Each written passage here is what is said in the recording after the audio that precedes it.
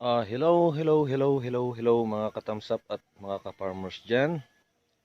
Magandang araw po sa ating lahat at nawa ay ang Diyos ay parating andyan para gabayan tayo sa ating araw-araw na pamumuhay. So, always think positive po. Positive lang po. So, umpisahan na natin ang itong final na natin sa ginger project po natin. So, bali po ito na po yung pinaka-final at bago ma-harvest to ay i-update ko muna. At tuloy-tuloy na po ito. So, let's go po. So, bali ito po yung ating pananim nung na sinubukan natin ang mga kung ano-anong mga commercial na natin. Pero yung isa lang ang nagpalaki nito, kundi ang patabang ipot ng manok. At ito naman yung sinasabi kong hahabulin niya. So actually pala nagkamali po ako ng doon ng sinabi sa mga unang videos. Dahil mas nauna pala ito ng kaya ito humabol na tingnan mo. Tingnan nyo. Humabol po siya. Bali ito po itong huli na to ay 7 months. 8 months naman po ito. So bali na 9 months na po siya sa ito magna 9 months na po sa December. At ito naman ay mag-8 months sa November 20. So habol-habol lang sila. Nagkahabulan lang sila. Halos kahit sabihin mo nang ang palugit lang nila ay 1 buwan. Ayan po, ito yun na yung grabe. So subukan ko pong alisin yung mga bulaklak na sinasabi ng mga iba para daw mas lalong lalaki ang laman. Kung totoo yun. Subukan lang natin para siyempre ito namang project natin na ginger. Sinusubukan natin lahat ang mga kaalaman para alam na natin ma-expert natin ang pagluluya kung totoo o hindi. So ipapakita ko po yung mga iba pang mga makikita sa puno niya. So ito po yung iba pa.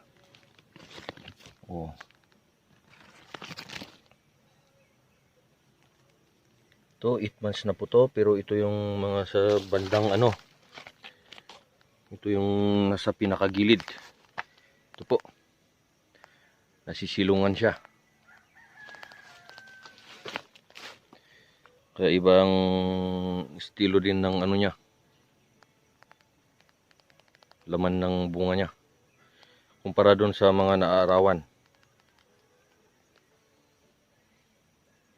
Labas yung mga laman nito. Kung makikita nyo, labas sila.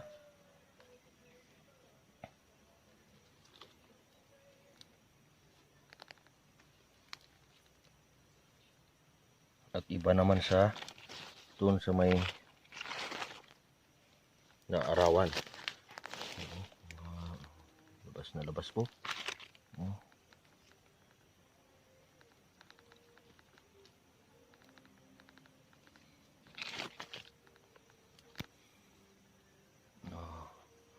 Hanggang doon po.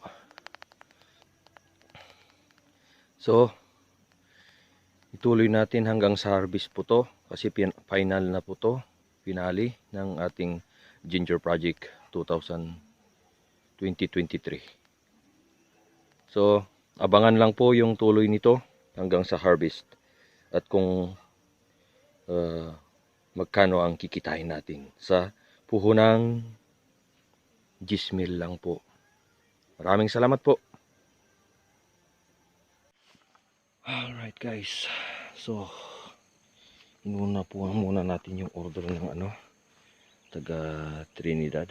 So ito po, 3 bed lang po to, o kama. Yan po. Oh, yung daan. 3 bed lang po to. Oh, hindi ko pa ano yun, hanggang dito lang sa 1/4 nya. Yan lang. Diyan lang kalayo. Dito lang. Inuna ko lang dito na kinunan. Ayan na po yung mga ano natin. Nabungkal natin. Mag-isa lang kasi natin. May order silang 5 sako. So ginawan ko ng paraan para kahit na mag-isa ko lang. Sige. Banat pa rin. Oh, so. Yan po. Malaki.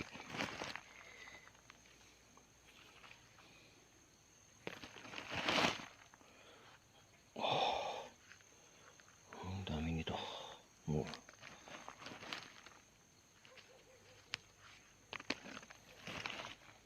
Ganito.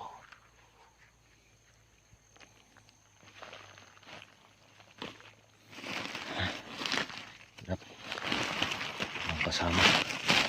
Sa susunod na video natin, i-ano natin sa ano,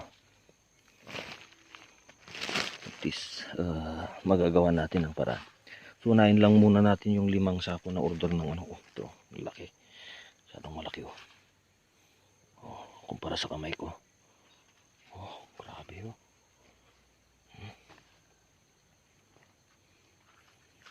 Alright. See you sa next ano natin. Harvest natin. Thank you. So hello guys.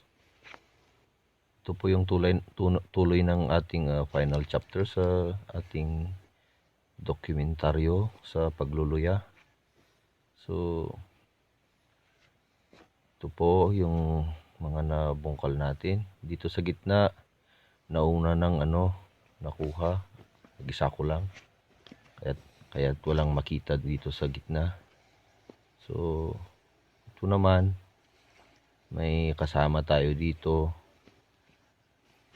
Mga taga-yagyag o taga-alis ng lupa para may hiwalay at malinisan yung luya natin. Ayan po yung mga nagawa nila. So patapos na rin. Ito lang po ang nakayanan. Mga 300 kilos po kasi yung order natin. Wala, yun pa yung nabungkal. Hindi naaabot. Mag-aalas 5 na. Uuwi din sila.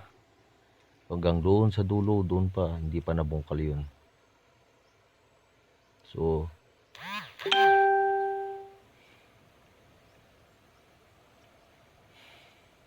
pagtyagaan po lang natin na itutuloy na lang kung may u-order pa.